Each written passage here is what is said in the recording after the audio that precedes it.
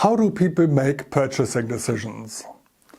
Linking brand messages to important buying situations increases customer acquisition and loyalty. This video explains how it works.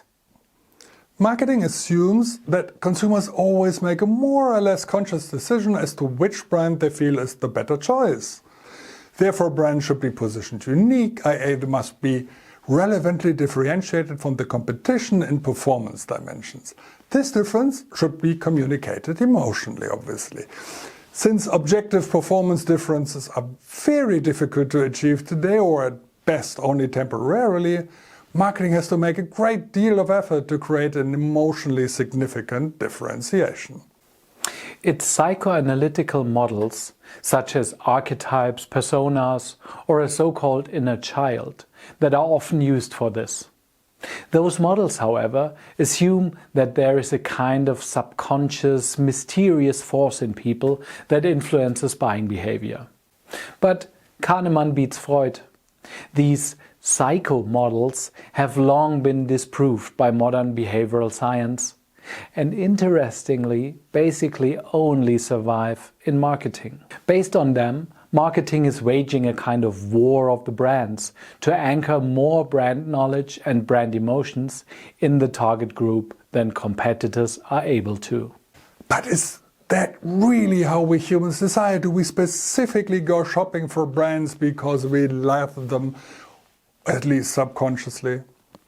Today, modern behavioral science says that people make their decisions primarily based on the basis of their life experience, and this runs in the so-called System 1, our autopilot. However, this memory of our life experience with products and brands is not structured according to brands, but according to situations and context. So when we shop, we do not immediately think of brands as marketing hopes, but first of all, of the concrete context which we need something for. Now, when I shop for a context, let's say a hearty picnic with my friends, my memory tells me I need beer, spritzers, baguette, garlic butter, pickles, and so forth. And only when these pre-brand thoughts have run their course, will I think of concrete brands in this category, so I reach for Paulaner wheat beer, think of Vio Megle Kühne, and others that I spontaneously buy for this occasion. That's the real scary thing for marketers. If a brand doesn't strike us as a good solution in this context, it won't be bought, no matter how good the brand image is with me. If I think Fritz Cola is great, but I don't associate the brand with a hearty picnic, then I won't spontaneously think of it and won't buy it. So contexts are not about brands, but about buyers and their experience. Branding works when as many people as possible remember the brand as a fitting choice in the purchase situation. This contradicts the classic idea of positioning, which is finding a theme that a brand can own, detached from the context, in order to always be bought. In reality, marketing is a probability game. The more people remember the brand in as many contexts as possible, the more successful it will be. Once again, because it is so important, classical positioning wants to generate specific knowledge about the brand in as many people as possible. Behavioral marketing, on the other hand, tries to build up as wide and as fresh a neural memory network as possible based on context. As many people as possible should remember the brand as a suitable solution in as many usage situations or contexts as possible. Because our buying behavior is controlled by the fact that a brand comes to mind as a solution for the specific context, not by what we know about this specific brand. Studies by the Ehrenberg-Bass Institute and our own experience here at K&A show that for brands, the link to concrete occasions of use is the indispensable prerequisite for a possible purchase.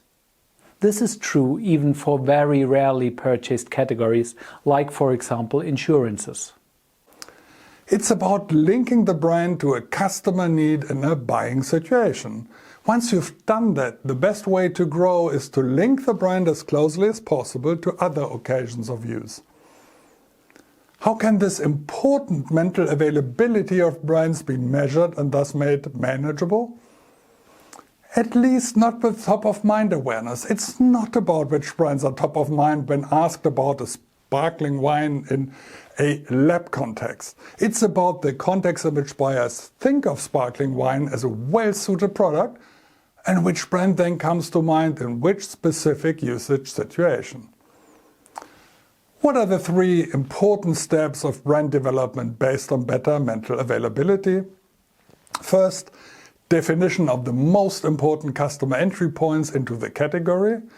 And for each of these entry points, measure what proportions of shoppers spontaneously think of your brand as a good solution.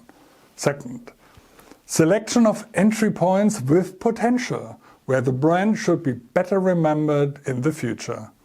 And third, psychological clarification of the emotions and motives associated with the entry point, which the brand must address. Creatively. Let's talk about how context thinking can help your brand. Call us. Ask for Florian or myself, or drop us an email. The book explains why linking brands to context is much more budget-friendly than trying to differentiate based on just emotions.